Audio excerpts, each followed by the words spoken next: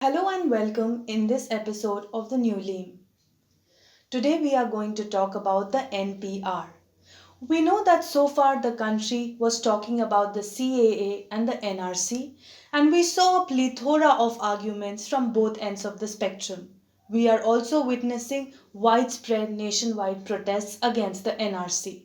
But amidst all this controversy, Union Home Minister Amit Shah has thrown a new ball in the court, and this time it is called the NPR, or the National Population Register. Now, what exactly is the NPR? How are we as citizens getting involved in the process of NPR? How is it different from the NRC? And what are the documents that we will need to provide for the NPR process?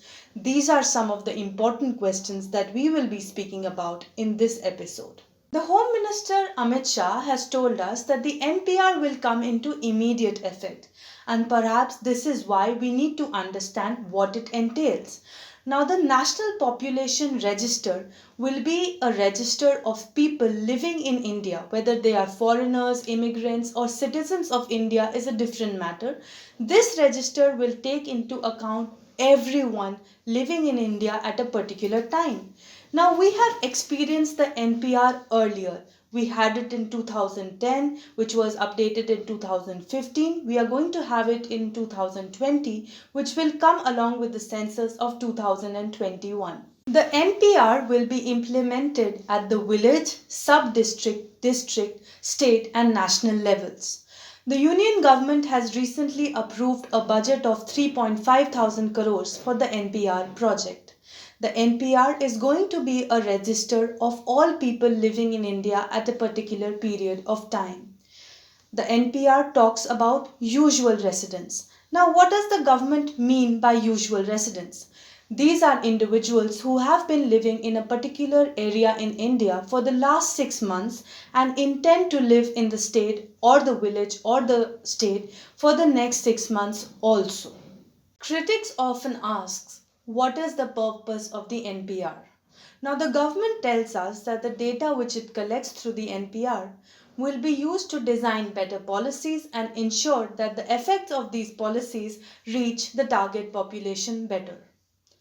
Now, we also have to understand what is the difference between the NPR and the NRC. Now, the NPR, or the National Population or Register, is a register of all the usual residents of India. Whether or not they are citizens is not the agenda of this register, while the NRC, or the National Register of Citizens, is a register prepared to understand who is a legal citizen and who is an immigrant. If your name does not come in the NPR, you will not be sent to a detention center.